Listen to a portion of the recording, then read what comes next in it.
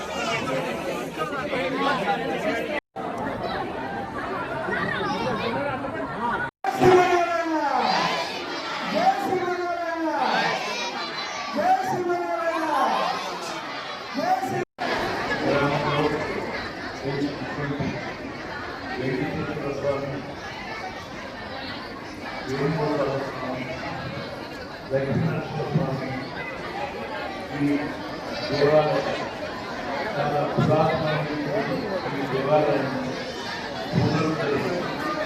తీసి శ్రీ రామానుజుల శ్రీమన్నారాయణ గారి తిరుపతిగా అదేవిధంగా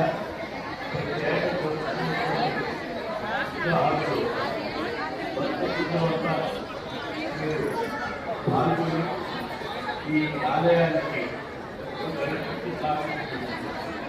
ఆ సందర్భంగానే ఈ ప్రాంత వాసులందరూ ఈ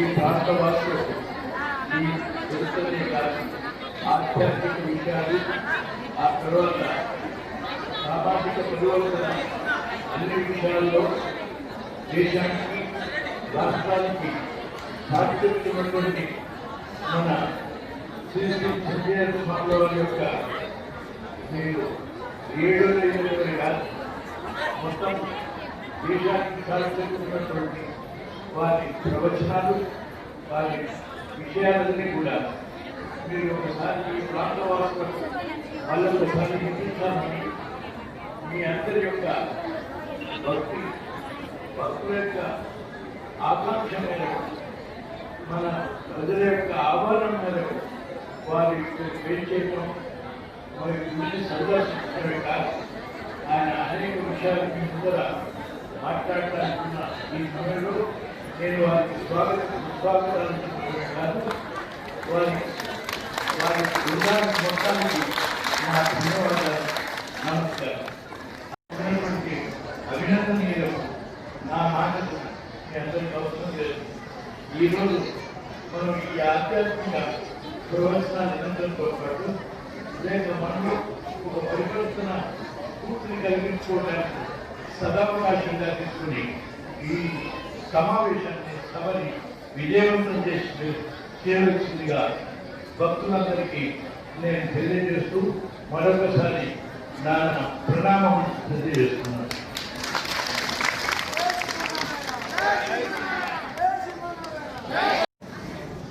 బంధువులారా, ఈవేళ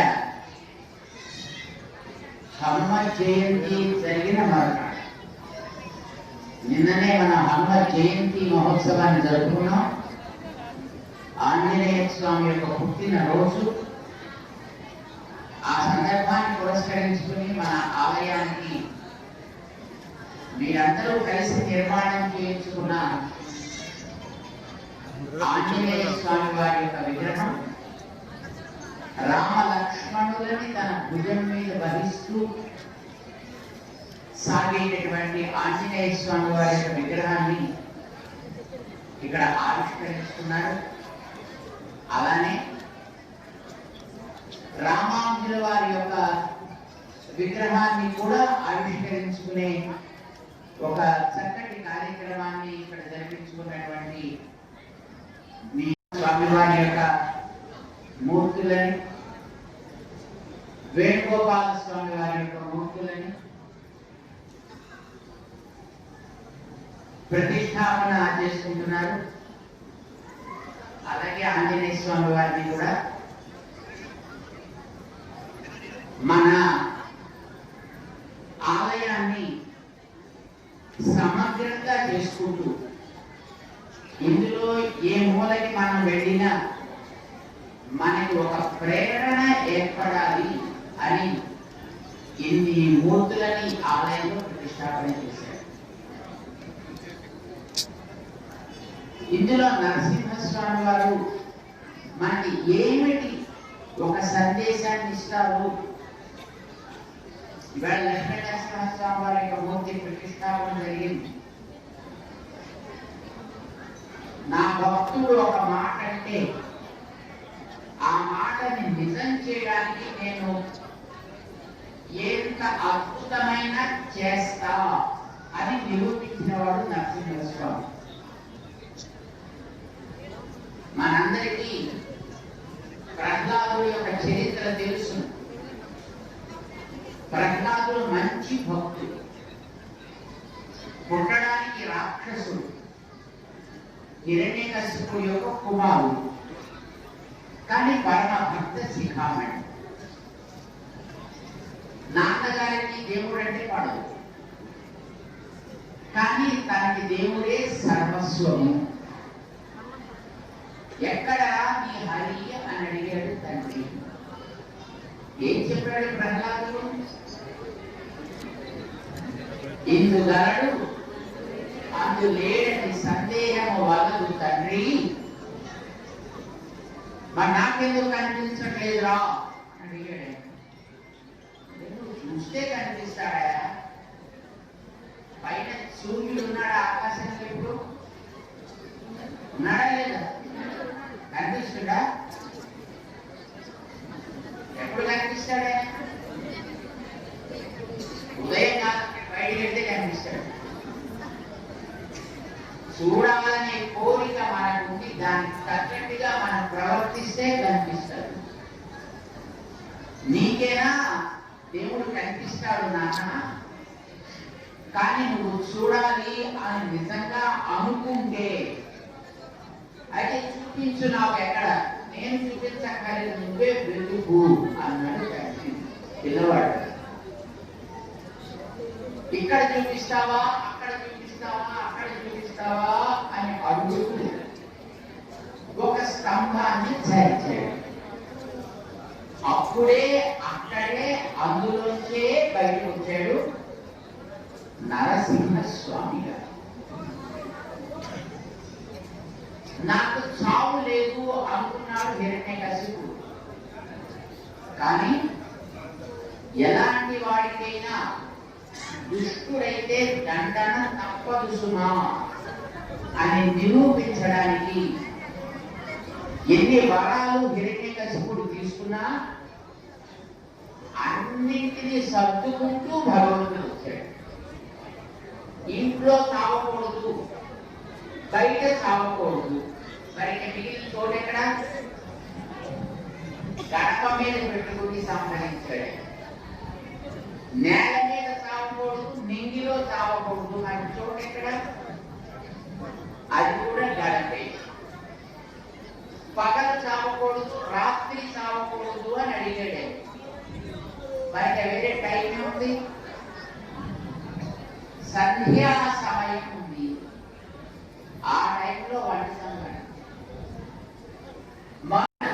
నరసింహంగా అయ్యాడు. ప్రాణం ఉన్న వాటితో చావకూడదు, ప్రాణం లేని వాటితో చావకూడదండి. అలాంటివి కాకుండా మిగతా వస్తువులే ఉంటాయి. ఈవేళ చాలా మంది అసలు మనం దేవుణ్ణి నమ్మకూడదు, ధర్మాన్ని నమ్మకూడదు, సనాతనాన్ని నమ్మకూడదు. ఇదంతా సమాజానికి చీడ చెడు అంటూ రకరకాలుగా మాట్లాడుతున్నారు. మీరంతా కాదు, మీరంతా గొప్ప భక్తులు. అందుకోసమని ఇంత ఎండగా ఉన్నా, బయట అడుగు పెడితే కాళ్ళు కాలుతున్నా మీరందరూ ఇంత శ్రద్ధగా వచ్చారు. మా గురువు గారి దగ్గరికి వచ్చి అడిగారు ఒక ఆయన, స్వామి నాకు దేవుడు అంటే నమ్మకం లేదండి, ఆకలి ఇస్తుందా లేదా? ఆకలి కూడా ఒక పేరేనయ్యా, వైశ్వానరో భూత్వా. లోపల ఉండేటటువంటి ఆ అగ్ని ఏమంటారు? వైశ్వానర అగ్ని. ఏమంటారు? వైశ్వానర అగ్ని అంటే ఆకలి అని అర్థం. ఈ ఆకలి ఉంది అన్నాడంటే వాడు దేవుడు ఉన్నాడు అని అన్నట్టే లెక్క. ఎందుకంటే నా పేరు ఆకలి అన్నాడు దేవుడు. ఆకలి నువ్వు లేవు అని దాన్ని చూడటం మాని అప్పుడు దేవుడు లేడు అని మనం ఒప్పేసుకుందాము. అంటాడు, పుట్టిన వాడెవ్వడు నాకు ఆకలి లేదు అనలేడు, ఆకలికి తృప్తి పరచకుండా ఉండలేడు అలా ఉంటే వాడు దేవుడే. ఇది మనం చూస్తున్నాం. చదువుకున్నవాడు చూస్తున్నాడు, చదువు లేనివాడు చూస్తున్నాడు, పైసలు ఉన్నవాడు చూస్తున్నాడు, పైసలు లేనివాడు కూడా చూస్తున్నాడు. వాడు జాతి, కులము, రంగు, మతము ఇలాంటి వాటితో తేడా లేకుండా ప్రతి వాడికి ఆ లోపల ఏదో ఒక మంట, దాన్ని తృప్తి పరచడానికి పట్టుకొచ్చి ఏదో లోపలికి పోయాడు. ఆ పోసేవి తేడా ఉండదు. ఒకడు బియ్యం పోయొచ్చు, ఒకడు గోధుమ పోయొచ్చు, ఒకడు మరొకటి పోయొచ్చు. దాన్ని తృప్తి పరచడానికి లోపలికి చేర్చే వాటిలో ఒకడు మీ నల్లాలో తీసుకునే నీళ్లు పోయొచ్చు, మరొకడు సీసాలతో ఉండేవేవో పోయొచ్చు, ఇంకొకడేవో కొత్త రకాల సరుకులు పోయొచ్చు. మరి ఏది పోసినా ఆ లోపల దానికి మార్పు అయితే లేదు, ఆ లోపల ఏర్పడే మంటకి తేడా లేదు. అది అనేక మంగళాశాసనాలు చేస్తున్నాం. జై శ్రీమన్నారాయణ. బోల్ పవన్ సుత హనుమాన్ की, रामानुज स्वामी जी महाराज की, लक्ष्मी नरसिंह भगवान की जय श्रीमन्नारायण.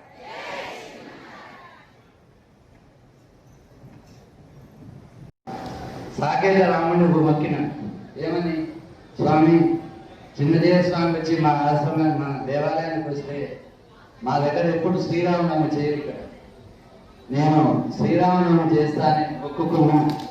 మీరు మళ్ళా ఆ శ్రీరామనవమి మీ చేతులతో చేయాలని ఈసారి కోరుకుంటున్నాను. అంటే ఆ రోజు మాకు మన్యం ధనలక్ష్మి గారి రామభక్తురాలు, ఆమె గుర్తొచ్చింది. ఆమె ఎప్పుడు రాముడి గురించి చెప్తుంది, ఆమెతో చేయాలనుకున్నాం. ఇది ఆ రోజు నేను అనుకున్న సంకల్పం. అయితే ఈ విగ్రహాలు మొత్తం ఆంజనేయ స్వామి విగ్రహం మొదలు పెట్టేటప్పుడు తుమ్మలపల్లి శేఖర్ రెడ్డి గారని ఆయన మార్కెట్ కమిటీ చైర్మన్, అక్కడ ఆంధ్రాలో ఒక ఆంజనేయ స్వామి దేవాలయం చూసింది, విగ్రహం చూసిందట. అది చూసి మీలాంటి దేవాలయంలో అలాంటి విగ్రహం ఉండాలని 1,116 డబ్బులు ఇచ్చి, ఏం కాదు రవి నువ్వు చెయ్యి, దీనికి ఏదో రకంగా నేను సహకరిస్తామని చెప్పి ఆయన కొంతమంది దాతలతోటి 36 మంది అనుకున్నాం. ఒక 32 మంది దాతలు 55,000 చొప్పున ఇచ్చారు. వాళ్ళందరినీ అనుమతితోటి వాళ్ళ ఆంజనేయ స్వామి దేవాలయాన్ని తిరునగర్ శ్రవణ్ గారు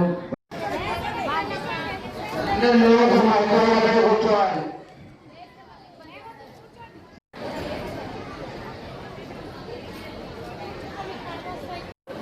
కొంచెం అడ్డు దగ్గర మీకు తలకాయ పడుతున్నాయి.